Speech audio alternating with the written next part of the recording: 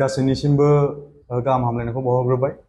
दिनै नैबे खौरां बिजोंनि गेजेरजों जों बेखौनो फोरमायनो नागिरदों दि थांनाय PMB जे जिरायनाय BPN नि जे PMB जिरायबाय, बेनि उनावहाय BTC नि गाहाय खुंगिरि मानाव गेदेर हाग्रामा महिलारि सारा जोंखौ BSU आरो UBPF खौ मोनसे इन्सट्राक्शन होदों जे मोनफ्रोमबो जिल्लानि सिङाव थानाय मोनफ्रोमबो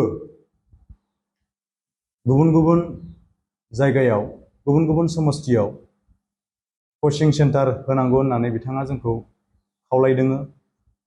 दा बे बिथोन बायदियैनो जोङो मुसलपुर जिल्ला BSU आरो UBPF नि जथायै बानजायनायाव फैगौ जुलाइ दाननि 6 खालाराव बेसेन नाङाजासे जोङो गरम बोथोरनि जे फोरोंसनाय हाबाफारि बेखौ फैगौ 6 जुलाइनिफ्राय लानानै 22 जुलाइसिम जोङो बे हाबाफारिखौ खुंफुंनो थाखाय साखाफारा जादों।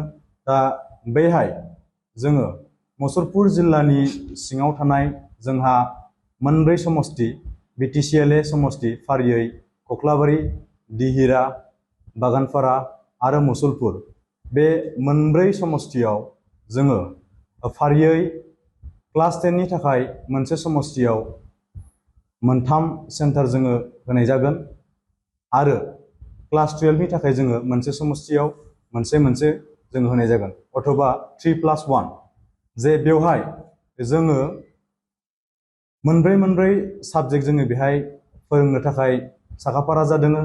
दा बेवहाय जोंहा 10 हिसाबै English, general science, general maths आरो ससियेल साइन्स, बे मोनब्रै साबजेक्टखौ जोङो फोरोंसंनो नागिरदों।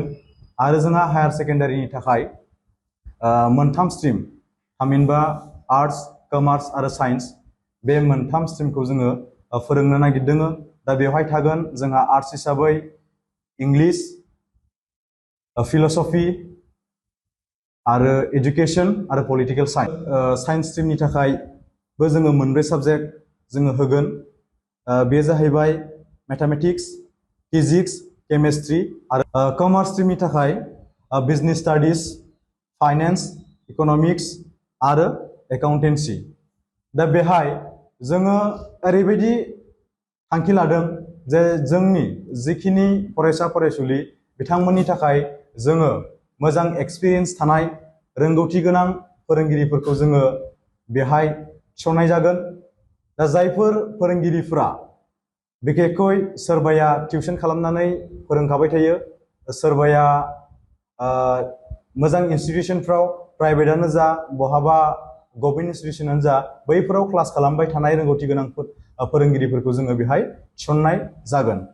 दा बेखायनो आं खावलायगोन जोंनि मुसलपुर जिल्लानि बेन्दोङाव थानाय मोनब्रै समस्ति फारियै कख्लाबारि, दिहिरा, बागानपारा आरो मुसलपुर, बे मोनब्रै BTCLA समस्तिनि सिङाव थानाय जोंनि क्लास 10 आरो क्लास 12 आव फरायबाय थानाय जायफोर फरायसाफोरा नैबे 20 साननि थाखाय जोङो BSU आरो लाइमोन BPF नि बानजायनायाव जि गोलोम बोथोरनि फरायसंनाय हाबाफारि लादों, बेवहाय गोसो गुदुं फरायसाफोरखौ नैबे जोंनि बेसेन नाङाजासे जे फोरोंसनाय बेयाव गासैखौबो बाहागो लानो थाखाय आङो